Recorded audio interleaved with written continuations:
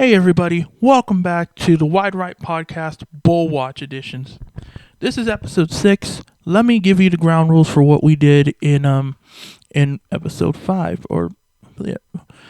Basically what happened was I said that if you have 3 wins, you're in the general area of a bowl berth. 4 wins, you're in the ballpark. 5 wins, you're near the finish line. 6 wins, you are bowl eligible. 7 wins, and that's for teams who have 2 wins against FCS schools or Hawaii, which could be possible because of the hurricane that passed by, will clinch. But if you have 7 wins and you probably, if you have 7 wins, more than likely you've already secured a bowl berth and are probably fighting for a CFP spot. Speaking of which, if I sound a little bit different this week, I am currently on vacation, but I figured I have to get this episode out to you. So, yeah, this week and next week will sound very different. All right. As it stands, we have about 76 teams that are in the probable bowl projections because a lot of them have 3 wins. And right now, as it stands, 39 have 3 wins. 32 have 4 wins, and only 5 have 5 wins. So let's get to those teams. In the American Athletic Conference, the AAC, East Carolina and Tulane have 3 wins.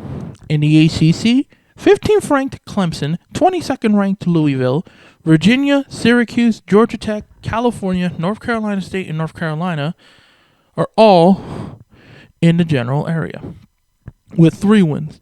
In the Big 12, you have Arizona, UCF, Cincinnati, TCU, Arizona State, and Oklahoma State with 6, meaning Big 12 has 6. The Big 10 has 5 with Iowa, 11th ranked USC, Michigan State, Washington, and Maryland. Conference USA has 1 in Western Kentucky. The FBS Independents have UConn. The MAC has Buffalo, Central Michigan, Ohio, and Toledo. The Mountain West has San Jose State, Fresno State, and 21st ranked Boise State. The Pac-12 has Oregon State, and the SEC has 5th ranked Georgia, South Carolina, Arkansas, and Kentucky.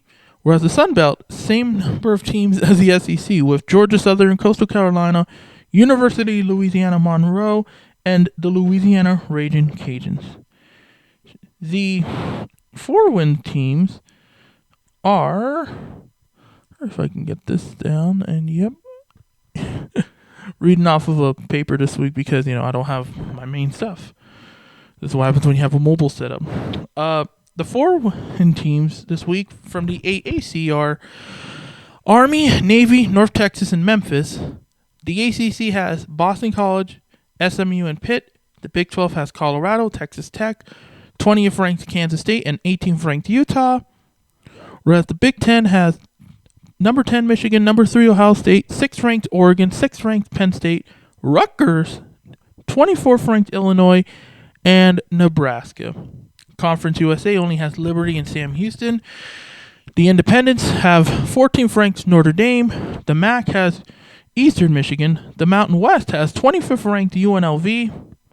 The Pac-12 has Washington State, and it'll be like that for a while because remember, Pac-12 is down to the Pac-2, although there are more schools joining. So, who knows? 2 more and it'll be the Pac-10 again.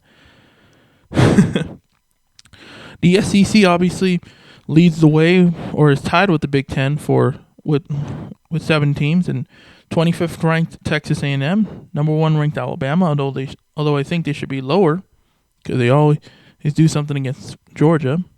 No offense to the Alabama fans that are probably sticking around.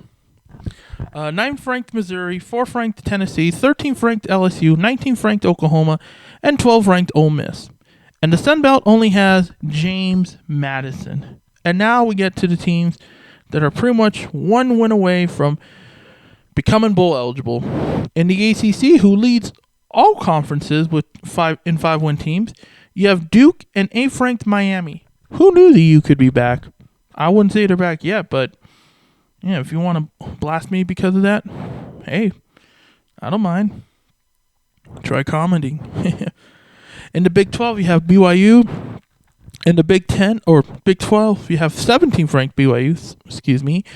The Big 10, this is going to come as a shock to a lot of people.